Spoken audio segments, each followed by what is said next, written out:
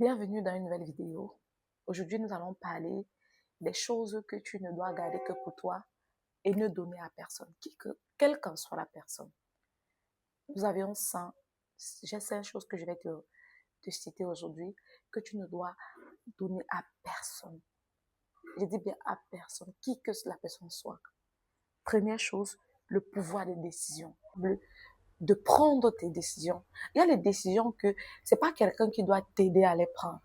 Je prends un exemple simple. Tu es une dame et tu as ton fiancé. Et peut-être, c'est pas tes parents qui doivent décider de celui que tu dois épouser. Tu es un homme, tu as ta fiancée. Ce n'est pas tes parents qui doivent décider qui est-ce que tu dois épouser. Parce que, généralement, on tombe sur des cas où la personne a laissé quelqu'un d'autre prendre les décisions. Et plus tard, on accuse l'autre que si c'était pas toi, telle personne était ma femme ou telle personne était mon mari. Vous voyez un peu. Donc, ce sont des choses que ça ne revient pas. Quand on s'est marié, c'est toute la vie. Et tu dois prendre ta propre décision sur ces choses. Quitte à ce que ça ne marche pas plus tard, là, tu n'accuseras personne. Mais ne laisse pas un parent te dire non, ce gars, il est vilain, il est de telle tribu, je l'aime pas. Non. Tu dois prendre ta décision et pouvoir l'assumer. Parce que quand tu assumes tes décisions, ça fera que toi, tu vas te battre quand les moments de tempête viendront pour pouvoir restaurer ton foyer, pour pouvoir restaurer ce que tu as choisi. Je prends notre cas, un business par exemple.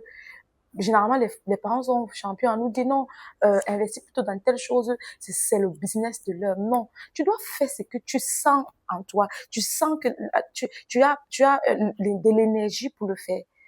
Si peut-être tu sais bien cuisiner, désolé pour mes exemples parce que je suis restauratrice. Si tu sais mieux cuisiner, ne laisse pas quelqu'un te dire non, c'est la coiffure qui paye maintenant et tu vas te lancer en coiffure. Non, lance-toi dans la restauration. Commence. Et vous saviez, quand tu fais dans ce qui te passionne, il y a une différence. Parce que tu le fais avec tout toi, tu le fais avec tout l'amour, tu le fais avec toute ton énergie. Tu y mets tout. Et tu cherches des stratégies quand ce n'est pas en train de marcher. Mais quand c'est quelqu'un d'autre qui te dit, fais dans telle chose, parfois tu vois, dès que ça marche pas, tu lâches tomber. Donc, ne laisse pas quelqu'un prendre une décision à ta place. Ne laisse pas quelqu'un prendre la décision. Tu as le pouvoir des décisions, mon frère. Tu as le pouvoir des décisions, ma soeur. Tu as le pouvoir des décisions dans ta vie. Ne laisse plus les gens te décider pour toi et toi, tu écoutes les résultats de ça. Parfois, les conséquences sont très, très, très drastiques. Ne laisse plus les gens décider pour toi. Prends toi-même tes décisions et assume-les. Prends toi-même tes décisions. Le deuxième point que nous allons citer ce matin, c'est le temps. Oui, parfois on a tendance à donner notre temps aux personnes qui ne servent vraiment à rien. Je prends un exemple. Tu es une personne qui te bat et tu te lèves le matin. Il y a une autre personne là. On a toujours des gens comme ça dans nos vies eux, elles ne font rien de leur vie. Elles vont t'appeler elles ont toujours le crédit, en fait, disponible pour t'appeler et raconter des choses. Oh, telle personne était montée, telle personne était descendue, oh, non. Arrête de laisser perdre ton temps. Arrête de perdre ton temps, même sur les réseaux sociaux. Arrête de passer tes journées à scroller, à regarder qui a publié quoi, telle star a clashé avec quelle star. Non. Elles sont en train de faire leur vie. Elles sont en train de gagner leur vie. Je t'encourage, ma jeune sœur, à ne plus être sur les réseaux juste pour perdre du temps, mais soit sur les réseaux pour être productif, soit sur les réseaux pour pouvoir, pour faire quelque chose de ta vie. Ces gens-là que tu regardes, que tu critiques, que tu calomnies au quotidien, elles ont déjà une vie, elles ont réussi à leur manière, à leur niveau. Mais toi, qui parle d'elle everyday, qui dit les choses sur elle, est-ce que toi, tu es à quel niveau avec ta vie? Tu es à quel niveau avec ta vie? Donc, je t'encourage ce matin à ne plus donner ton temps sur des choses qui ne te servent à rien.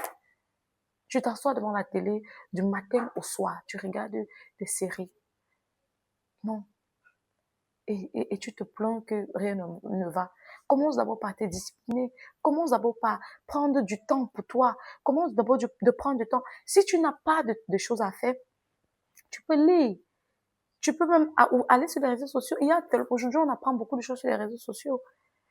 je sais pas trop, occupe-toi, tu peux être en train de méditer la parole, tu peux lire un livre, je sais pas trop, de l'entrepreneuriat, de quelque chose qui va t'édifier. Mais arrête de perdre du temps. Il y a des gens qui passent toute une journée et que le soir, ils ne savent pas ce qu'elles ont fait. Non, arrête ça. Si tu m'écoutes, si tu tombes sur cette vidéo est pour toi. Je viens te parler et te dire, il est temps que tu fasses de ta vie quelque chose de vrai. Il est temps que tu prennes ta vie au sérieux. Même si tu es une femme au foyer, ça ne suffit pas. Deviens productive afin que ton mari te respecte davantage. Parce que ce que vous devez comprendre, c'est que quand tu es une femme qui n'est pas productive, même si parfois d'autres disent que non, je te fais des enfants, c'est vrai. Tu fais des enfants. Mais à un moment, l'homme est fatigué parce que même si tu es en train de faire des enfants, il faudrait que tu apportes aussi quelque chose à la maison. Même si tu restes à la maison, aujourd'hui, on fait tellement de business à la maison, tellement de business en ligne, tu n'as même pas besoin de sortir de ta maison. Mais crée ton business, cherche une idée de business et exerce-toi.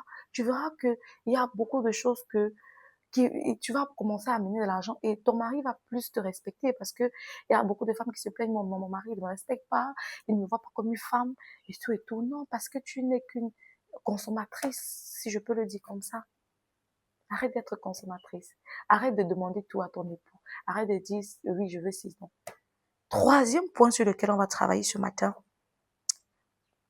Qu'est-ce que je reçois en retour?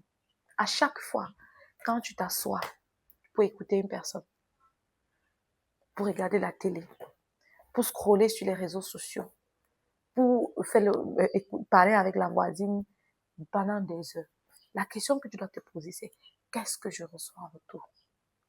Qu'est-ce qui est bénéfique pour moi dans toutes ces causeries qu'on a fait? Oui, on a bavardé, on a papoté, on a raconté des choses. Est-ce qu'en parlant des gens, ça m'aide?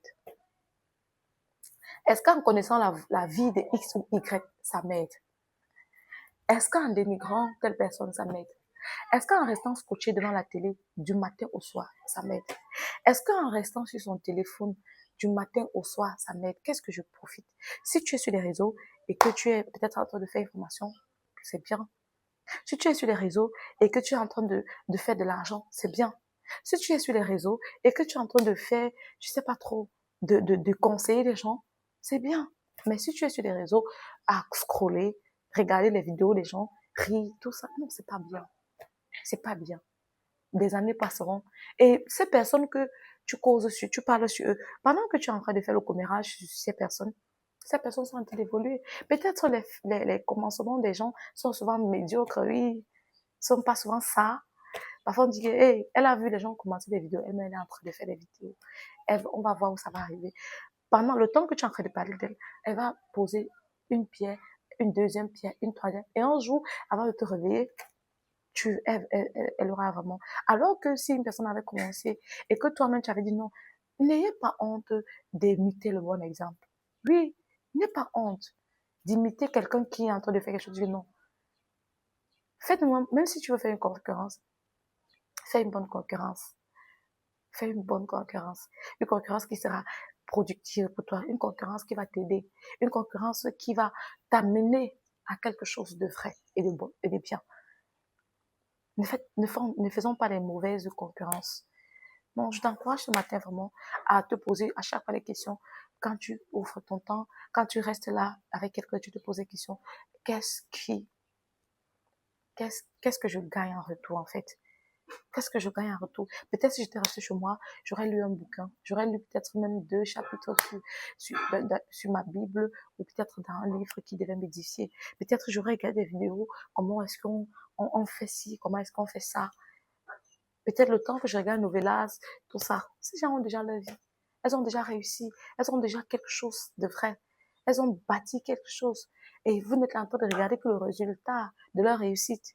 Donc vraiment, je t'encourage ce matin à revenir, à revoir tes priorités. Quelles sont tes priorités? On a cité 3 aujourd'hui. Les autres 3, on va les citer dans les prochaines vidéos. Si cette vidéo t'a plu, abonne-toi, like et partage pour ne pas rater les prochaines vidéos.